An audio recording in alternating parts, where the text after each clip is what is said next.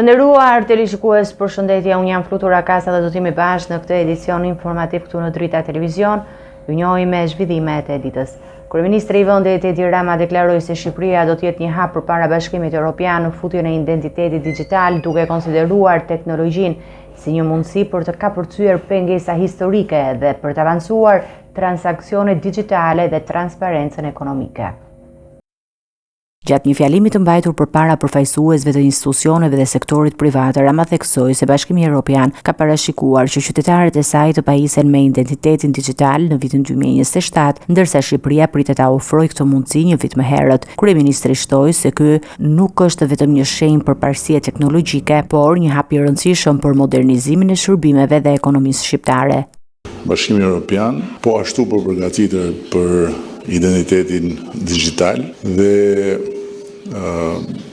objektivi i shpallur i Bashkimit Evropian është që në vitin 2027 qytetarët e BE-s mund të pajisen me identitetin e tyre digjital.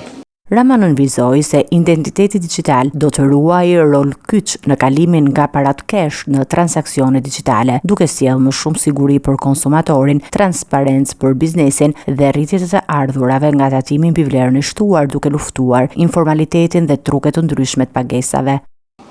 Është një instrument i domosdoshëm për të realizuar planin ton të kalimit nga paraja kesh në transaksionet digjitale. Dhe kjo do të thotë shumë më tepër siguri për konsumatorët, kjo do të thotë shumë më tepër transparencë për biznesin dhe kjo do të thotë shumë më tepër të ardhura nga ajo pjesë që i takon konsumatorit dhe që në një masë të madhe mbetet jashtë duarve të tij për shkak të informalitetit dhe për shkak të trukeve të ndryshme që do të reduktohen maksimalisht dhe mos do të azësohen plotësisht. Kryeministri theksoi gjithashtu punën e vazhdueshme në projektin Smart City, që do të mundsojë digitalizimin dhe monitorimin e trafikut përmes kamerave inteligjente, duke përmirësuar menaxhimin e rrugëve dhe sigurisë në qarkullim. Rama e konsideroi këtë hap si një shembull të përdorimit të teknologjisë për të përmirësuar jetën e qytetarëve dhe efikasitetin e administratës.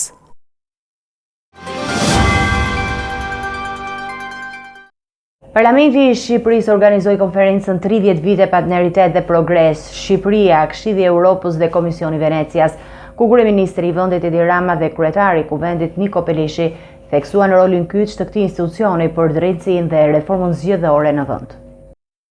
Parlamenti i Shqipërisë organizoi sot konferencën e titulluar 30 vite partneritet dhe progres, Shqipëria, Këshilli i Evropës dhe Komuniteti i Venecias, ku diskutuan mbi rolin e institucioneve europiane në reformën e drejtësisë dhe proceset zgjedhore në vend. Kryeministri Edi Rama e vlerësoi Komisionin e Venecias si një autoritet i cili ndihmoi Shqipërinë të ketë bustullën në drejtimin e duhur dhe një partner të pazëvendësueshëm që do të vijojë të jetë pikë referimi. Pa Komisionin e Venecias dhe kontributin e tij do të kishte qenë e pamundur që Shqipëria të ndërmerte procesin e vettingut, një proces kyç për reformën në drejtësi, një proces që e them me plot gojën sot se nuk është kryer me të njëjtën thellësi në asnjë vend që ngjashëm është përpjekur ta kryejë atë proces, dhe një proces që deri në momentin e opinionit të Komisionit Venecias kishte edhe jo pak kundërshti edhe në rrethet profesionale ndërkombëtare. Nga ana e tij, kryetari i Kuvendit Niko Pelishi e konsideroi Këshillin e Evropës një partner kyç dhe Komisionin e Venecias si një referencë profesionale dhe të pamshme. Ai nënvizoi se Kuvendi është i gatshëm të kërkojë sërish asistencën e këtij komisioni për propozimet që do dalin nga reforma e zgjedhore, duke respektuar standardet e ekspertizës ndërkombëtare dhe pavarësinë e vlerësimeve. Kuvendi i Shqipërisë ka ngritur tash një komision të posaçëm për reformën zgjedhore. Ky është një proces që kërkon seriozitet dhe gjithëpërfshirje. Në këtë kuadër, në përputhje me traditën e mirë të bashkëpunimit, ne do të mbajmë parasysh dhe konsultojmë dhe opinionet të Komisionit Venecias për propozimet që do të dalin nga ky komision. Ne besojmë se vetëm nëpërmjet një procesi të hapur, të mbështetur në standarde dhe ekspertizë të pavarur, mund të arrihet një reformë që forcon besimin publik në zgjedhje dhe demokraci. Pelishi shtoi se proceset e hapura të mbështetura në ekspertizë dhe standarde ndërkombëtare janë mënyra e vetme për të ndërtuar një reformë që forcon besimin publik dhe demokracinë. Ai theksoi rëndësinë e dialogut dhe konsultimeve të vazhdueshme që sipas tij sigurojnë legitimitetin e çdo ndryshimi ligjor dhe politik në vend. Në përfundim të konferencës, u riafirmua gatishmëria e Parlamentit shqiptar për të vijuar bashkëpunimin me institucione europiane dhe për të ndjekur rrugën e reformave të qëndrueshme dhe të thella në drejtësi dhe sistem zgjedhor. Kreu i Partisë Demokratike Sali Berisha akuzoi qeverinë për kontratën që kushton shqiptarëve më shtrejtëse vepra, ndërsa paralajmëroi rreziqe për sigurinë e pasagjerëve. Ai ngriti gjithashtu dyshime edhe mbi arratisjen e supervizorit të pistës dhe konfliktin mes aksionerëve. Kryetari i Partisë Demokratike Sali Berisha ja dedikoi konferencën e së hënës projektit për ndërtimin e aeroportit të Vlorës, duke konsideruar atë si një nga aferat më të mëdha korruptive në vend. Berisha deklaroi se kontrata aktuale po i kushton shqiptarëve më shtrejt se sa vetë vepra, pasi sipas tij qeveria do të kompensojë për 10 vite të gjitha biletat e pasagjerëve që nuk shiten sipas formulës së parashikuar nga koncesionari. Që qeveria shqiptare të paguajë për 10 vite me radhë të gjithë biletat në numrin e parashikuar. Sipas kësaj kontrate ultra korruptive, qeveria do i paguaj çdo vit 9 milion euro, mbi 9 milion euro koncesionarit dhe mundë dhe më shumë.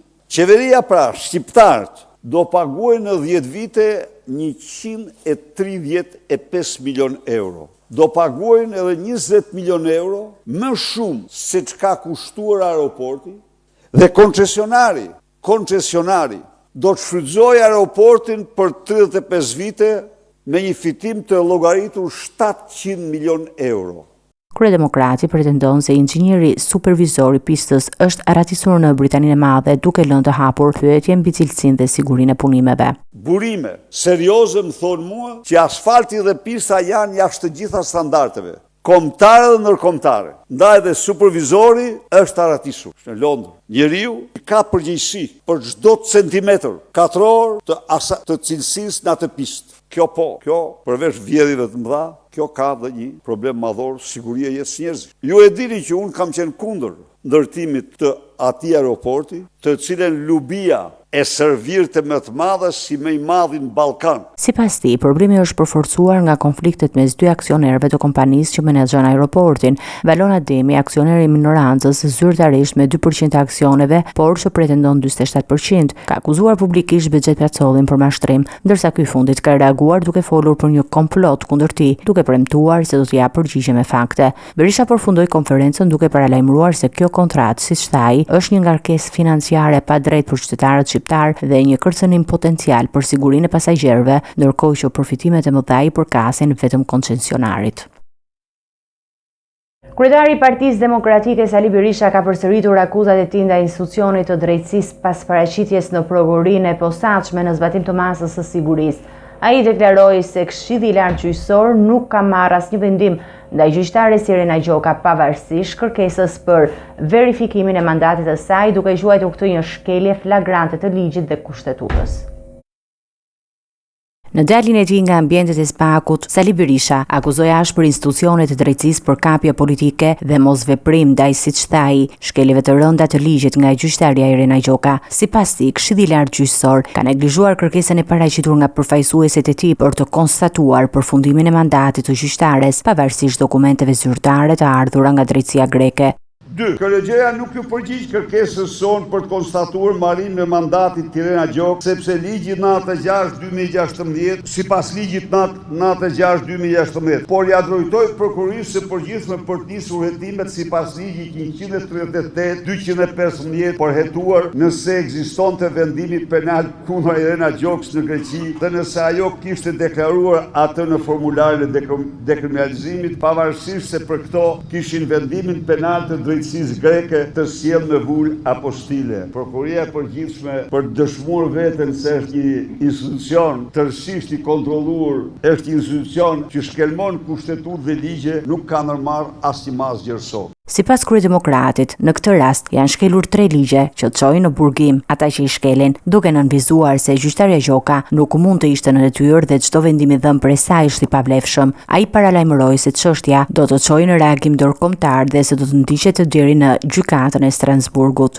Ky akt është akt i shëmtuar, i turpshëm, i pa ju e patpra, është kelmuar kushtetuta që në mënyrë eksplicite kërkon personat e institucioneve kushtetuese, siç është gjykata, nuk mund të jenë në këto detyra nëse kanë integritetin të cënuar. Janë cënuar 3 ligje, të cilat e çojnë në burg ata që i shkel dhe kjo ka shkel këto 3 ligje në mënyrë ekzemplare. Natyrisht ju garantoj se kjo çështje, me këtë çështje gjykata e Strasburgut, sigurisht jo vetëm në rastin tim, se nuk jam vetëm unë, këtu janë me qindra procesa dhe këta përpiqen ta mbyllin këtë gjë, pikërisht me këto procedura, por se mbyllin do të kurrë, sepse është shumë e qartë. Një proces, një vendim i dhënë nga gjykatës që s'mund të ishte gjykatës nuk ka asnjë vlerë. Kjo s'mund të ishte gjykatës, besoj se jemi në kushtet kur në përputhje me kushtetutën e Shqipërisë dhe 3 ligjet me 3 pestat, Irena me 5 mbiemra, që ka për avokat Altin Troplinin, nuk mund të ishte gjykatëse. Berisha, i cili ndodhet në masën e sigurisë detyrim paraqitje, tha se do të vijojë denoncimet ndaj atyre që sipas tij po përdorin drejtësinë për të goditur opozitën. Ai theksoi se betejë e tij nuk është vetëm personale, por për mbrojtjen e ligjit dhe të drejtës së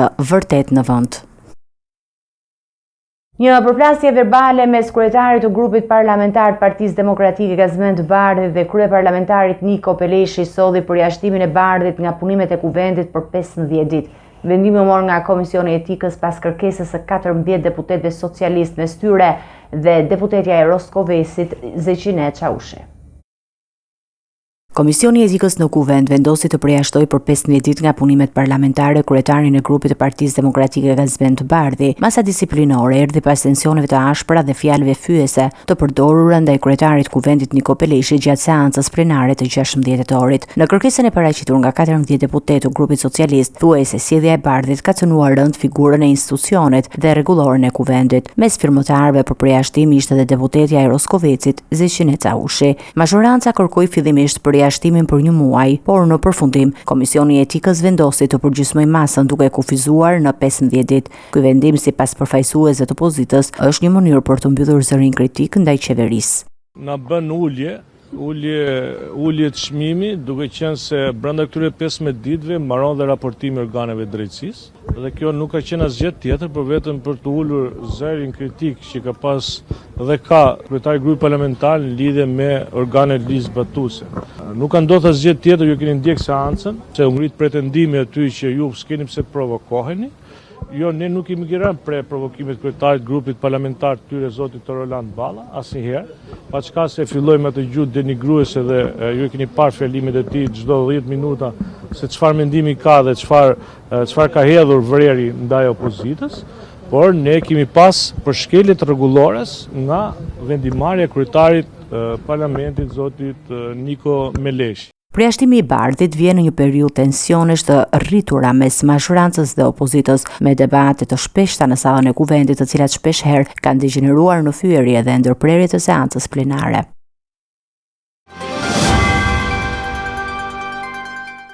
Këshilli i lartë i prokurorisë ka miratuar me 10 vota pro listën e 4 kandidatëve që do të zgarojnë për postin e drejtuesit të prokurorisë së posaçme kundër korrupsionit dhe krimit organizuar, pas përfundimit të mandatit të Altin Dumanit me 19 dhjetor.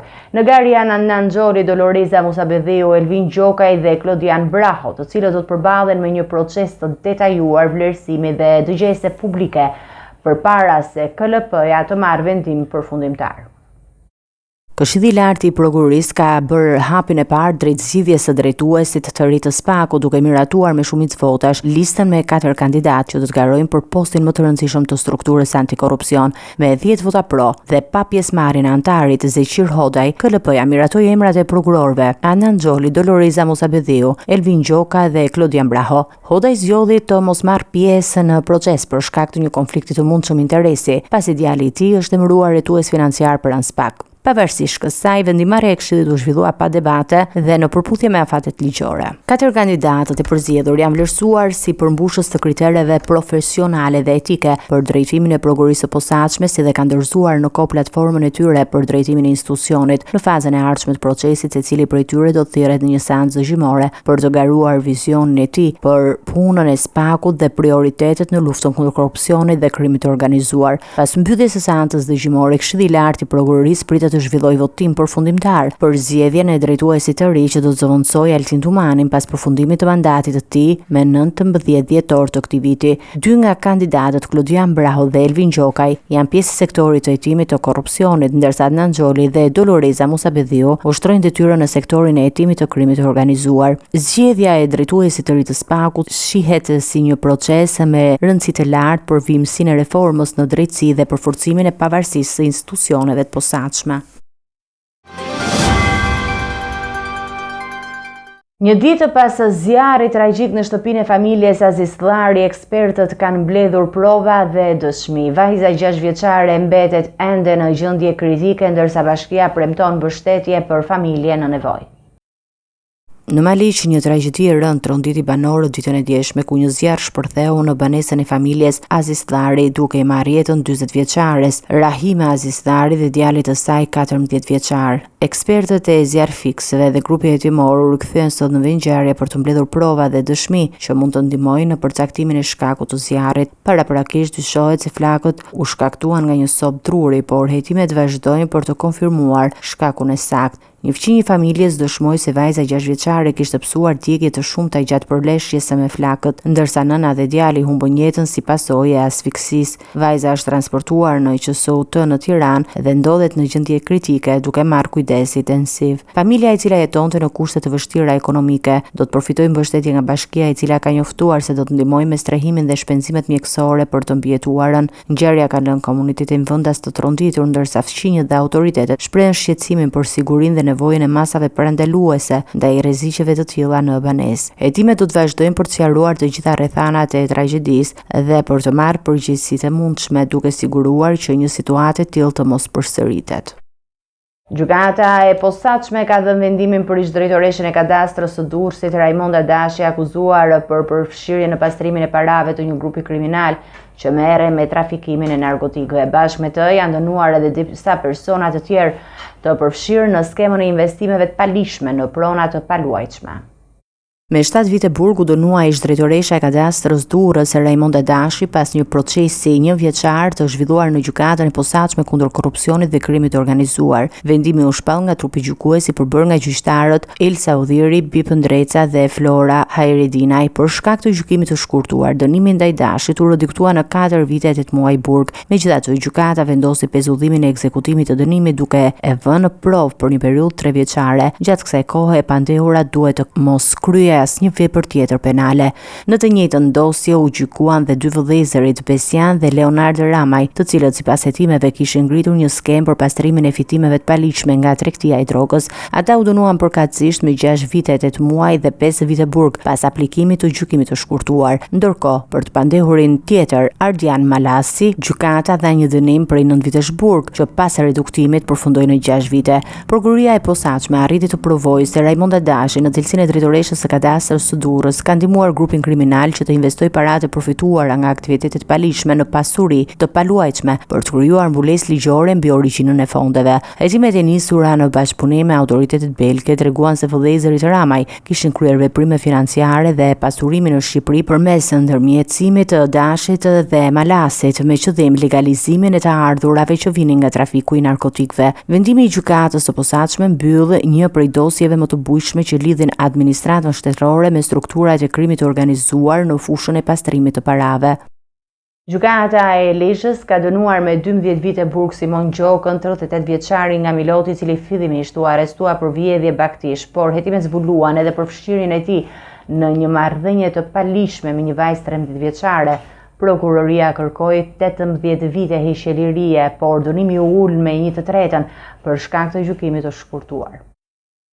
Trupi gjykues i gjykatës së Lezës shpalli fajtor 38 vjeçarin Simon Gjoka për veprat penale, vjedhje e kryer në bashkëpunim dhe marrëdhënie seksuale me të mitur, duke e dënuar me 12 vite burg. Hetimet kishin nisur fillimisht për një seri vjedhjesh baktish në fshatin Gajush të Milotit, por gjatë procedurave doli në dritë një tjetër akuzë shumë e rëndë ndaj tij. Sipas dosjes hetimore, vajza 13 vjeçare kishte pranuar në praninë të nënës dhe psikologut se kishte pasur marrëdhënie me Gjokën, duke pretenduar se gjithçka kishte ndodhur me dëshirë. Megjithatë, dëshmia e saj ngriti dyshime për shfrytëzim për prostitucion, pasi vajza pohoi se 38 vjeçari e kishte prezantuar me persona të tjerë. Në telefonin e së miturës, policia gjeti foto dhe mesazhe me përmbajtje intime të dërguara drejt të pandehurit. Hetimet zbuluajnë gjithashtu se Gjoka kishte njohje të vjetër me nënën e vajzës, çka e kishte ndihmuar të fitonte besimin e familjes. Simon Gjoka u arrestua në muajin shkurt pas hetimeve për vjedhje baktish, por më vonë ndaj tij u ngrit edhe akuza për abuzim seksual me të mitur. Ai mohoi të gjitha akuzat në gjykat, por provat materiale dhe dëshmitë mbledhura nga prokuroria e konsideruan të mjaftueshëm për ta shpallur fajtor. Hetimet për raste të tjera të dyshuara të vjedhjeve në zonën e Milotit dhe Laxhit vijojnë ende. Gjykata e Tiranës ka vendosur dënimin për motrat të Mariela dhe Antonela Berisha, të cilat sulmuan me sende të forta blogeren Klea Prengu në gusht të vitit 2024. Mariela u dënua me 2 vite burg, ndërsa Antonela përfundoi me 2 vite shërbim prove pas gjykimit të shkurtuar. Gjykata e Tiranës ka vendosur dënimet për motrat të Mariela dhe Antonela Berisha, të cilat sulmuan me sende të forta blogeren Klea Prenga në gusht të vitit 2024. Ngjarja ndodhi në një nga restorantet e kryeqytetit ku Klea Prenga po darkonte. Motrat Berisha e sulmuan barbarisht për motive banale, duke e goditur me sende të forta. Ekspertiza mjekësore konstatoi plagë të shumta në fytyrën e Prengës, të cilët konsiderohen të pariparueshme. Pas sulmit të Mariela dhe Antonela u shpallën fillimisht në kërkim, por 2 muaj më vonë u vetërzua në polici. Rasti u bë i njohur edhe përmes rrjeteve sociale, ku Prenga publikoi fotografi nga spitali, duke treguar plagët e marra nga dhuna. Gjykata e Tiranës vendosi që Mariela Berisha të vuajë 3 vite burg për shkak të gjykimit shkurtuar, dënimi u ul në 2 vite, ndërsa Antonela u dënua fillimisht me 3 vite shërbim prove, që gjithashtu reduktua në 2 vite për shkak të gjykimit të shkurtuar. Ky vendim nënvizon seriozitetin e drejtësisë në trajtimin e rasteve të dhunës publike dhe sulmeve me pasoja të rënda ndaj personave të pafajshëm. Presidentja Vjosa Osmani konsideron të panevojshme ankesën e listës serbe dhe paralajmëron se vonesa e shkaktuar po dëmton interesat e shtetit dhe të qytetarëve. Lista serbe ka paraqitur ankesën e saj duke konsideruar konstituimin e kuventit antikushtetues dhe duke kundërshtuar zgjedhjen e Rashish. Gjykata kushtetuese po shqyrton ankesën e listës serbe lidhur me zgjedhjen e Nenad Rashić si nënkryetar nga komuniteti serb. Presidentja Vjosa Osmani tha se ky veprim nuk ishte i domosdoshëm. Sipas saj, vonesa që po shkaktohej nga kontestimi po dëmton interesat e Kosovës dhe të gjithë qytetarëve, duke përfshirë edhe serbët. Totalisht të panevojshme, sepse ju e dini që ka pasur vonesa të jashtëzakonshme. Po vetëm që fse mund është pak me falenderit. Ka pas vonesa të jashtëzakonshme në krijimin e institucioneve, dhe besoj që kjo është edhe një tentim tjetër për vonesa, të cilat, siç e dini, e kanë dëmtuar interesin e Kosovës. Janë bërë shumë muaj pa qeveri e cila do të kishte mandat të plot kushtetues, sepse siç e dini, me ligjin për qeveri, kompetencat e qeverisë në detyrë janë të limituara, kështu që është në interes të Kosovës që sa më parë, tash pasi që kuvendi është konstituar, në përputhje me aktgjykimin e fundit të gjykatës kushtetuese, që të kemi një qeveri me mandat të plot. Krijimi i qeverisë pastaj varet tërësisht nga koalicionet mes partive politike dhe aty si presidente unë nuk mund të ndërhyj. Besoj mund t'i pyesni partitë deri ku kanë arritur me këtë çështje, mirë po, është në interes të gjithë qytetarëve tonë pa dallim etnie që të kemi institucione me mandat të plot kushtetues, kështu që vonesa e listës serbe është si në debat.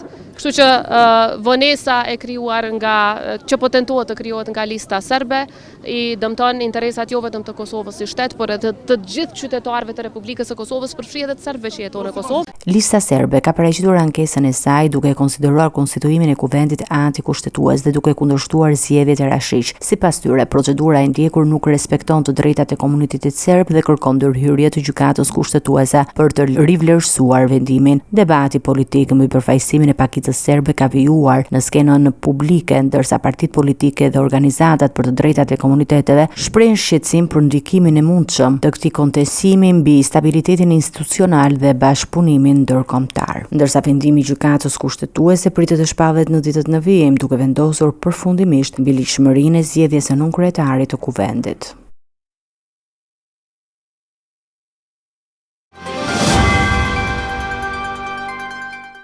Të nderuar teleshikues, do të njihemi me parashikimin e motit. Shqipëri. Territori shqiptar për datën 21 tetor 2025 do të jetë në ndikimin e masave ajrore të qëndrueshme me mot kryesisht të kthjellë dhe vranësira të lehta kalimtare në zonat malore, verilindore dhe juglindore. Nuk priten rreshje shiu dhe kushtet atmosferike do të jenë të qeta gjatë gjithë ditës. Temperatura minimale pritet të zbresë deri në 7 gradë Celsius, ndërsa ajo maksimale do të arrijë deri në 23 gradë Celsius në zonat e ulta dhe qendrore.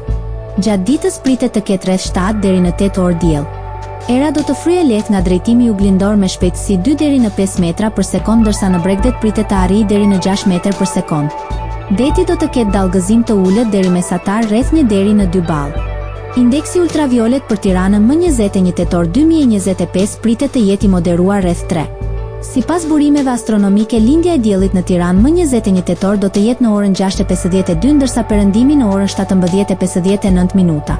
Temperaturat minimale dhe maksimale për disa qytete kryesore të Shqipërisë do të jenë si më poshtë.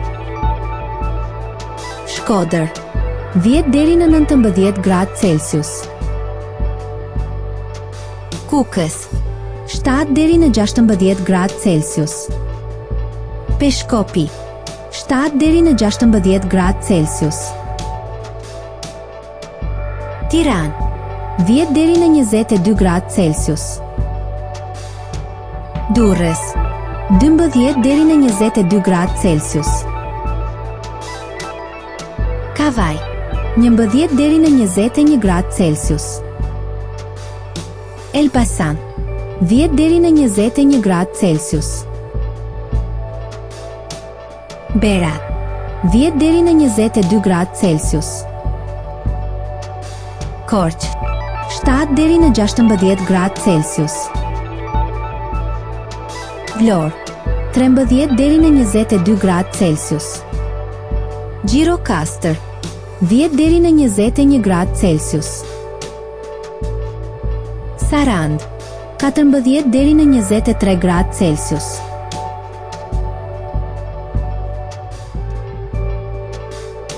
Territori i Kosovës për datën 21 tetor 2025 do të jetë në ndikimin e masave ajrore të freskëta dhe të qëndrueshme me mot kryesisht të kthjellët dhe vranësira të lehta kalimtare. Nuk priten rreshje shiu dhe kushtet atmosferike do të jenë të qeta gjatë ditës. Temperatura minimale pritet të zbresë deri në 4 gradë Celsius, ndërsa ajo maksimale të arrijë deri në 16 gradë Celsius në qytetet kryesore. Era do të fryejë lehtë nga drejtimi verilindor me shpejtësi 2 deri në 4 metra për sekond. Indeksi ultraviolet për Prishtinën më 21 tetor 2025 pritet të jetë i ulët rreth 2. Sipas burimeve astronomike, lindja e diellit në Prishtinë më 21 tetor do të jetë në orën 6:49, ndërsa perëndimi në orën 17:52 minuta. Temperaturat minimale dhe maksimale për disa qytete kryesore të Kosovës do të jenë si më poshtë. Mitrovica, 4 deri në 14 gradë Celsius. Podujev, 4 deri në 14 gradë Celsius. Skënderaj, 4 deri në 14 gradë Celsius. Pej, 6 deri në 15 gradë Celsius. Prishtinë, 4 deri në 15 gradë Celsius. Gjakov, 5 deri në 15 gradë Celsius. Malishev, 5 deri në 14 gradë Celsius. Gjilan, 4 deri në 15 gradë Celsius. Ferizaj, 4 deri në 14 gradë Celsius. Kaçanik, 4 deri në 14 gradë Celsius. Suhare, 5 deri në 15 gradë Celsius. Prizren, 6 deri në 16 gradë Celsius. Ishte gjithçka e përgatitur në këtë edicion informativ. Për më shumë zhvillime dhe informacione, klikoni në faqen tonë zyrtare drita.tv. Mund të na ndiqni edhe në rrjetet tona sociale, Facebook, Instagram, YouTube, ku jemi me përditësime në çdo kohë. Vazhdoni të qëndroni në shoqërinë e programacionit Drita Televizion, bashkë me u takofshim në edicione të tjera.